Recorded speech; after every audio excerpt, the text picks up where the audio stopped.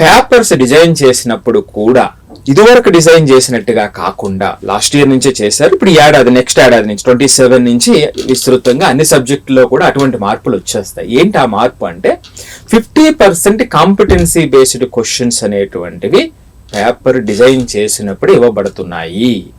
So 50% competency based questions ఇస్తున్నారు అంటే దాని అర్థం బోర్డ్ ఎగ్జామ్ రాసేటప్పుడు ఎన్సీఆర్టీ బుక్ లో ఉన్నటువంటి క్వశ్చన్స్, మనం చదివినటువంటి క్వశ్చన్స్ వస్తాయని గ్యారంటీ ఉండదు. సో ఈ 50% క్వశ్చన్స్ ఏవైతే ఉన్నాయో ఇది more application, more analytical skills ని డిమాండ్ చేసేటువంటి క్వశ్చన్స్ అయి ఉంటాయి. సో నేను ఇందాక చెప్పిన ఎగ్జాంపుల్లో లాస్ట్ ఏడాది 2 క్వశ్చన్ చూసిన వెంటనే ఆందోళన చెందినటువంటి పిల్లలు ఇప్పుడు రాబోయేటువంటి రోజుల్లో ఈ పేపర్ ని ఈ విధంగా 50% కాంపిటెన్సీ బేస్డ్ కి తీసుకెళ్లేటప్పుడు అలాంటి సందర్భం చాలా ఎక్కువ అవుతుంది. సో పిల్లల్ని ముందు నుంచి కూడా రెడీ చేయకపోతే ఇది చాలా టఫ్ ఫీల్ అవుతారు.